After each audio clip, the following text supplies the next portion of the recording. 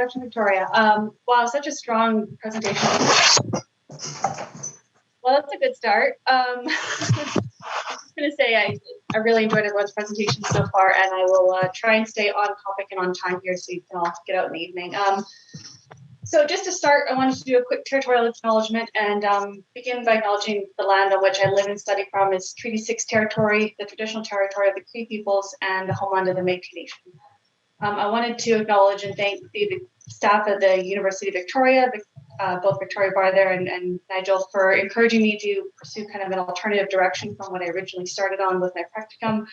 And then, of course, Dr. Congraves here at the University of Saskatchewan for facilitating my practicum experience. So thanks, everyone.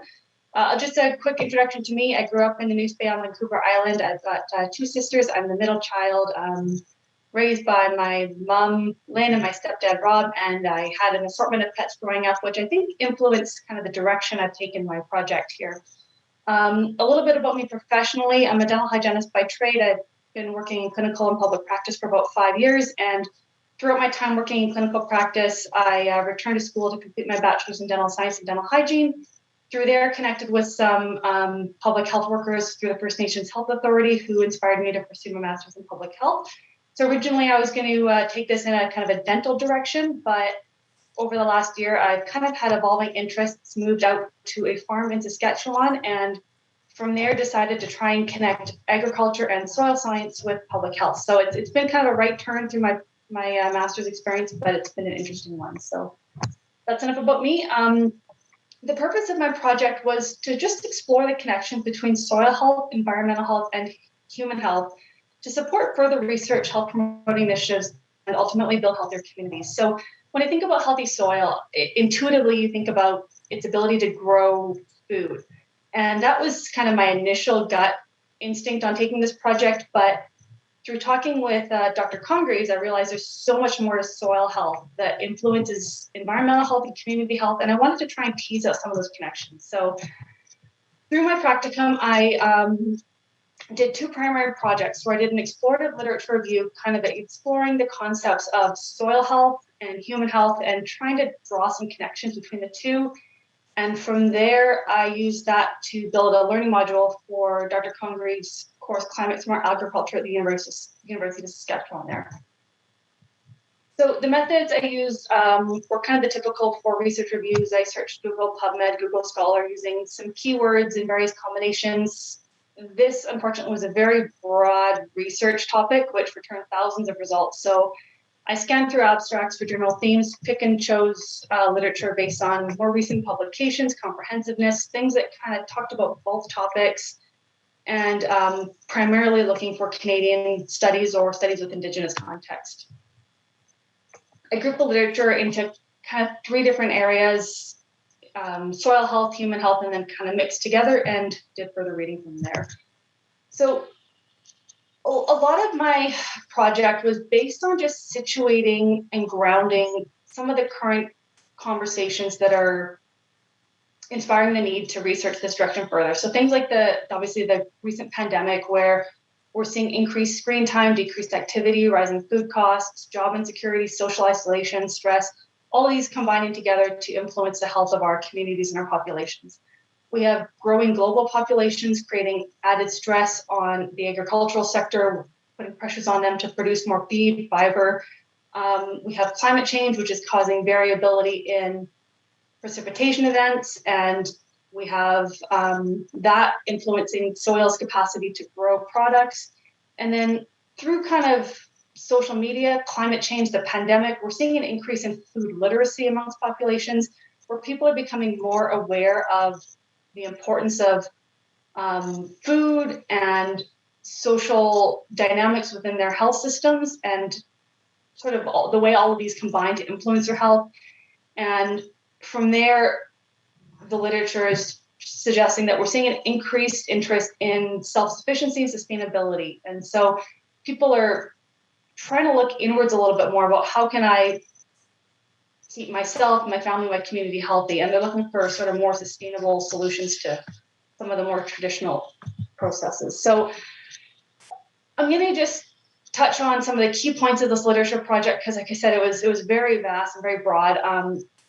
the two kind of primary categories were soil health and human health. And so within the area of soil health, I explored the role of soil within an ecosystem, talked about some of the variables challenging soil and ultimately community health, and discussed some of the strategies to sustainably improve soil health. And then within human health, I looked at some of the current challenges to, I can't see my whole screen there, some of the current challenges to health, including social, economic, environmental, financial health, and then just discuss strategies to address these challenges with soil kind of being the foundational aspect to a lot of these. And just touching on a little bit more details on some of these sections here. What I found as general themes was I needed to define what healthy soil is so that I could then tie that into what human health is. And so healthy soil ultimately is a self-regulated, resilient, and dynamic system influenced by its physical, chemical, and biological properties. And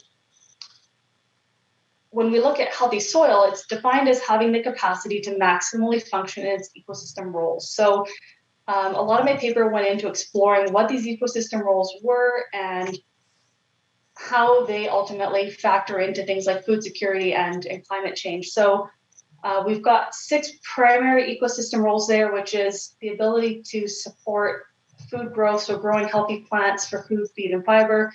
We have sequestering carbon, which supports greenhouse gas mitigation.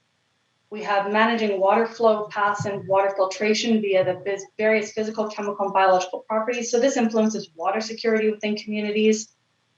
We have the regulating aspects where it regulates pests and diseases through symbiotic biodiversity. So healthy soil is very biodiverse, and that works through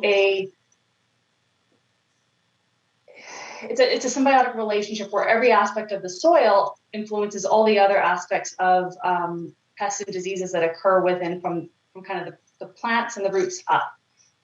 And then we have nitrogen cycling, which through food generation and livestock farming, we have increasing nitrogen in our soils, which can leach into our water systems and cause, again, issues with water pollution. So healthy soil helps mitigate that. And then ultimately, soil provides a pathway for spiritual and cultural services. And so I tried to look at all of that and summarize it down into a 20-page paper, which was quite a bit. And so some of the challenges with soil is just the agricultural activities and environmental, like climate change causing a loss of soil carbon, influencing nutrient availability, and this reduces the capacity for soil to sequester carbon and perform its ecosystem roles. I touched on some of the solutions, such as proactive regenerative soil stewardship practices. I went over how these improve the ecosystem function, and then they can improve community capacity as well. So when it comes to tying soil health into community health, the 3 primary categories were food security, food literacy, and overall health, such as physical, mental, and spiritual social well-being. And so I ended up picking one sort of direction, which was mostly community gardens as a pathway to address all 3 of these aspects. So looking at sustainable food systems, we know that there's food banks and food centers which support some of the lower socioeconomic areas, but they're limited. So what my research returned was that these resources tend to look for more shelf-stable foods. They're lacking fresh produce. This ultimately provides calories to our populations, but it neglects the micronutrient needs, so the vitamins and minerals, and that causes a greater health disparity as these people experiences further challenges with their overall health systems. I looked at available cropland within urban settings. So we know that, or the literature rather, has found that 40% of global cropland is located within urban settings. And if we can capitalize that, we can empower our communities to produce more produce and meet their kind of health needs through healthier food intake. And then community gardens are a way to facilitate that. I touched on sort of the role of food within school systems. So we know that Canada is the only G7 nation that doesn't have a national school program. or food program. And so community gardens and school gardens in particular offer an opportunity to supplement food and produce intake to children regardless of race or socioeconomic status. It improves food literacy for both the children in classes as well as the adults that facilitate those classes. So we can see food literacy improving throughout the entire community in that regard. And that ultimately empowers both our children that grow up to be the next generation, as well as the adults within community to be more self-sufficient. I'm going over time, I'm almost done. So looking at the role of community gardens in physical, mental, spiritual, and social well-being, there's a huge amount of connections there. I'm not going to go into all the details, but just things like sufficient nutrition improves physical health.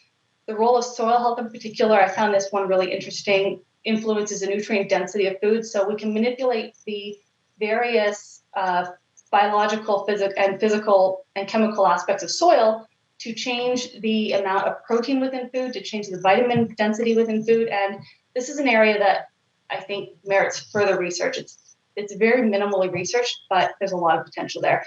We know that gardening activities are considered a moderate physical intensity activity, so they can promote physical health within all of our communities, from children to healthy aging with our seniors. There's horticultural therapy, so gardens provide a lot of mental health benefits for a variety of mental health illnesses. They facilitate community connection where people of various cultural backgrounds can meet on neutral territory to share foods and recipes, and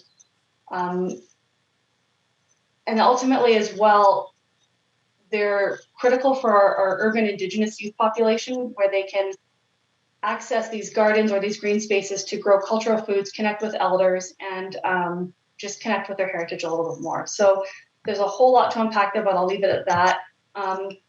And basically, to summarize, gardening activities support improved food security, physical, mental, spiritual health. And what I didn't get into here, but they have the potential to also influence soil health in a reverse direction. So by promoting things like cover crops and gardening rotations, we're able to positively influence soil health, which returns back to influence our ability to produce more food. So there's a variety of challenges that face gardens. I'm not going to get into them.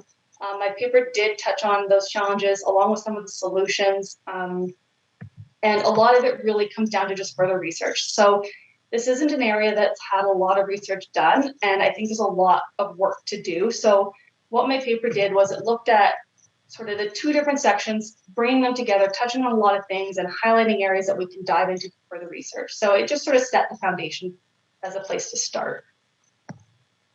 And I'll leave it at that. I know that was kind of a lot of really little things. Any questions?